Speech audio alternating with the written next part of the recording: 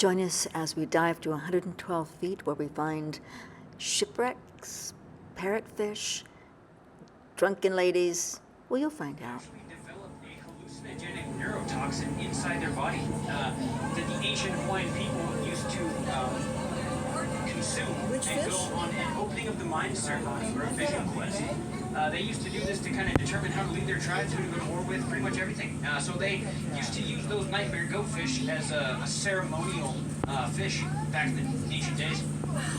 Vision quest, yeah, baby. You can tell the difference between the nightmare goatfish and the juvenile goatfish just based off the fact that if they're mature, they'll have a black dot on the sides of their body.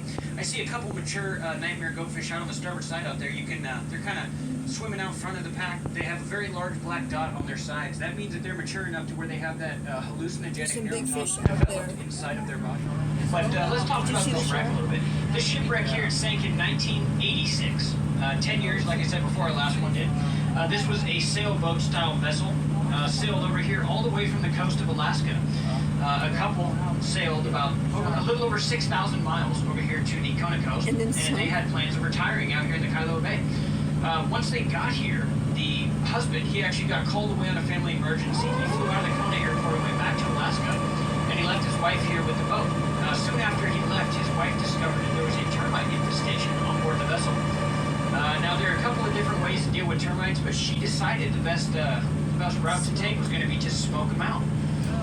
In order to smoke these termites out, she ended up using a signal flare, which burns at about 3,000 degrees Fahrenheit and spits hot molten magnesium at the end of it while it's ignited. In doing this, she caught the whole entire deck of her boat on fire, and then that fire spread down to the lower hull, which actually ignited a fuel storage on board and caused a massive explosion, sinking her ship. She was okay though. She actually jumped overboard and she swam to a nearby boat called the Tamaray. At the time, the Tamaray was a booze cruise. So when she got aboard the Tamaray, she did exactly what I would have done, and that's helped herself to the liquor storage on board. When the crew got there in the morning and discovered her, they found her wearing nothing but a smile. So they nicknamed this vessel the Naked Lady. If you go to any dive shop around Kona and ask to see the Naked Lady, we'll take you right here. What just happened? That bump you guys just felt, that was our pilot touching down on the ocean floor. He's doing this in a means of trying to draw the shark out. A lot of the times when sharks hear vibrations or a bunch of sand getting kicked up, they rush out of wherever they're hiding at to see if it's a fish that is in distress. A lot of the times that draws these reef sharks up out of the ship. Like I said, these guys are a special type of reef shark here. Oh wow, there's a big moray eel sitting right in the mast of this boat here. It's right in the end of it. He's poking his head out, if you can see him there. Right in the end of the mast, there's a big yellow marching moray eel. He's got his head sticking out there. I don't understand. Where are we swimming? And that white tip reef shark is swimming out in front of our pilot's viewport. He's going over to the starboard side over here, out in the distance. But that yellow margin moray is sticking right on the end of that mast there, if you guys can get it. Oh, yes, I see it.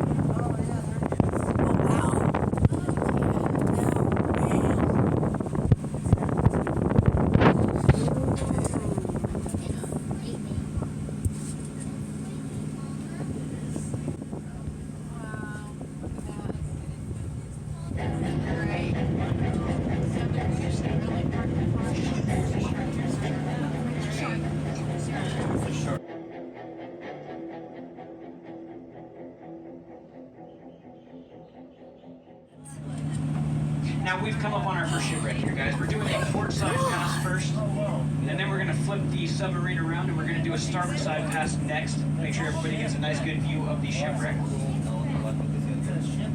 But this is a very unique shipwreck. This one here sank in 1996.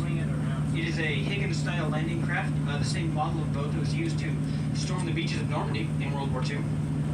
This boat in particular was purchased at a military auction by an ex-Navy SEAL. He bought it with the purposes of having a shark cage diving business out here on the Kona coast.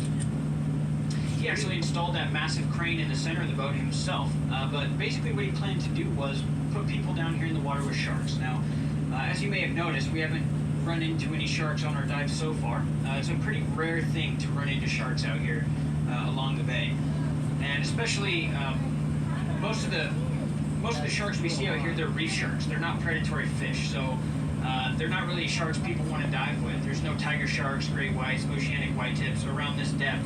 So what this guy planned to do was he was going to chum the waters up. He was going to throw a bunch of blood and fish guts into the water in the bay here to attract those large predatory fish. And when locals on the island got word that he was going to do this, they were very upset. It's not a good idea to teach large predatory fish feeding habits in this bay. We have a lot of sporting events that are held here. We have the Ironman competitions. So the canoe locals races, sunk the things like boat. that. So it was a very bad idea for him to do this. And we have the yellow tangs out there as well, guys. Those are going to be an all yellow fish, just one color, bright yellow, about the size of your palm, very thin like a pancake. The yellow tang or the Laut Impala. These guys actually got Kona their nickname several years ago. We used to be called the Golden Coast. If you flew over in an airplane, the waters out here would literally look yellow due to the amount of yellow tangs that's out here along the coral reefs. But due to the movie Finding Nemo came out, by the way, that's Bubbles from Finding Nemo, if you didn't recognize him, that became the #1 most popular aquarium fish in the world. And his population started to decrease dramatically. Nowadays, the Laut Impala or the yellow tang is a protected fish.